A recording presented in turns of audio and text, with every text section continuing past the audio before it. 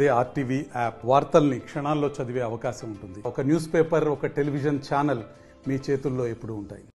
ప్రతి గ్రామానికి ఎంఆర్ఓ స్థాయి అధికారులే మీ గ్రామాలకు వస్తారు.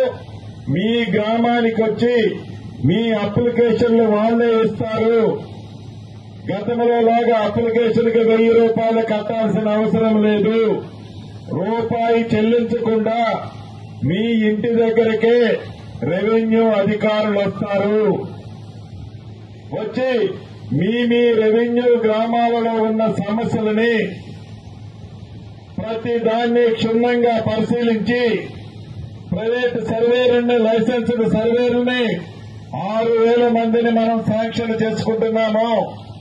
వాటితో పాటు ప్రతి రెవెన్యూ విలేజ్ కి గతంలో ఉన్నట్లు వీఆర్ఏ, వీఆర్ఓ వ్యవస్థకు సంబంధించిన వ్యక్తులని రాష్ట్ర వ్యాప్తంగా 10,956 రెవెన్యూ గ్రామాలకి రెవెన్యూ అధికారులు కూడా వచ్చే నెల మొదటి వారం నుంచి పంపిస్తున్నాము.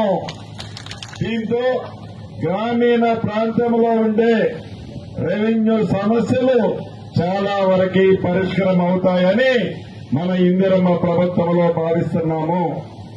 అంతేకాదు అధికారులకు కూడా ఇందాక చెప్తున్నాను, మీరందరూ అంతేకాదు గవర్నమెంట్ అసైన్డ్ భూమి ఉండి సాగు చేసి, ఇందాక చెల్లెమ్మ అడిగింది, అసైన్డ్ భూమి ఉండి సాగు చేసుకుంటున్న భూమి ఏదైతే ఉందో, ఇందిరమ్మ ప్రభుత్వం అంటేనే పేదోడికి పట్టాలిచ్చే ప్రభుత్వం, పేదోడి కన్నీరు తెరిచే ప్రభుత్వం, పేదోడికి అండగా ఉండే ప్రభుత్వం.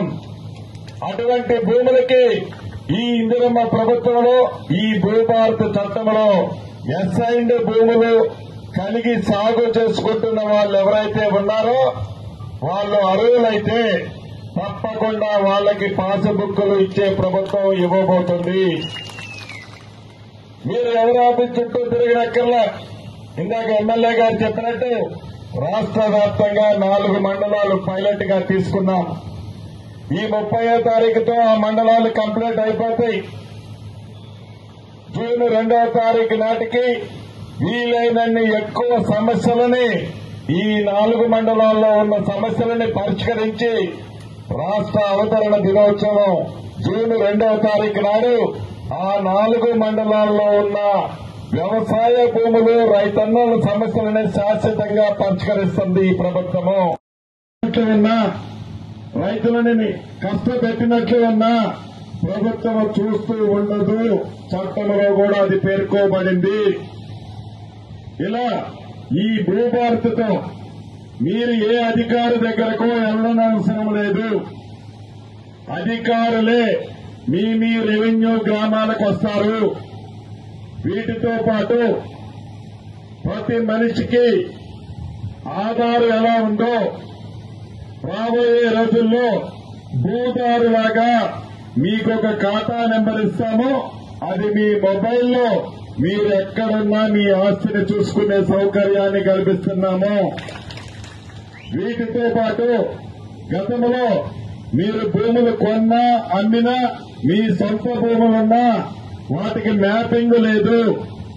ఇందాక ఎమ్మెల్యే గారు అడిగినట్లు సర్వే చేస్తే, ఎంజాయ్మెంట్ సర్వే చేస్తే మా చందంపేట మండలంలో శాశ్వత పరిష్కారం సమస్యలు శాశ్వతంగా పరిష్కరిస్తామని చెప్పిన మాట నిజం. ఒక్క చందంపేట మండలంలోనే కాదు, రాష్ట్ర వ్యాప్తంగా ఇటువంటి సమస్యలున్నాయి. వీటన్నిటినీ పరిష్కరించాలి అంటే భూమి రిజిస్ట్రేషన్ చేసేటప్పుడు సర్వే మ్యాప్ కంపల్సరీ రాబోయే రోజుల్లో చేసే వెసులుబాటుని ఈ చట్టంలో పెట్టాం.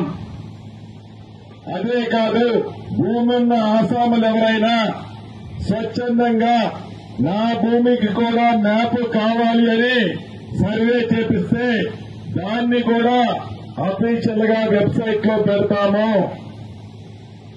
వీటితో పాటు సాదా మైదానాలకు సంబంధించిన అంశము గత ప్రభుత్వంలో 2020 చట్టం చేసి నాడు చట్టాన్ని అయితే చేశారు, ప్రజల దగ్గర ఆన్లైన్ లో అప్లికేషన్లు తీసుకున్నారు. ఆ చట్టంలో సాదా బైనామాల అంశాన్ని పెట్టలేదు. ఆ కారణం చేత ఆ సమస్యనే పరిష్కరించకుండా గాలికి వదిలేసింది 2020 చట్టం ధరణి. ఈ చట్టంలో సాదా బైనామాలు ఆన్లైన్ లో చేసిన 9,26,000 అప్లికేషన్లు ఏవైతే ఉన్నాయో న్యాయమైన వాటిని ఈ చట్టం ద్వారా సాధాది అని, ఈ భూమి నా తండ్రుల నుంచో తాతల నుంచో నాకున్న భూమిని తెల్లారి గట్ల ఈ భూమి నీదు కాదు అనంటే ఆ బాధ ఎలా ఉంటుందో, ఆ రైతన్న ఆవేదన ఎలా ఉంటుందో ఈ ఇందిరమ్మ ప్రభుత్వంలో అర్థం చేసుకుంటుంది. దాన్ని తప్పకుండా శాశ్వతంగా పరిష్కరించడం కోసమే ఈ భూభారతి కార్యక్రమాన్ని తీసుకొచ్చాం. ఇందాక చెప్పిన అన్ని అంశాలతో పాటు మొదటిది డీలిమిట్ చేసిన ఫారెస్ట్ భూములు గతంలో ఏవైతే పట్టాలు ఇచ్చారో పట్టాలు ఇచ్చిన రైతన్నలకి పేరుకు పట్టాలున్నాయి.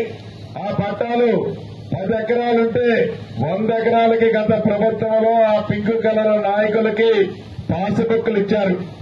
నిజంగా అక్కడ ఇచ్చింది 10 ఎకరాలే, లేకుంటే 15 ఎకరాలు. ఎంత భూమి అయితే ఉందో, ఏ రైతన్నైతే సాగులో ఉందో సాగులో ఉన్న రైతన్నకి పాస్బుక్ ఇచ్చే కార్యక్రమాన్ని ఈ ఇందిరమ్మ ప్రభుత్వం. మరిన్ని వీడియోస్ కోసం ఛానల్ ని సబ్స్క్రైబ్ చేయండి. లేటెస్ట్ అప్డేట్స్ కోసం వాట్సాప్ ఛానల్ ని ఫాలో చేయండి.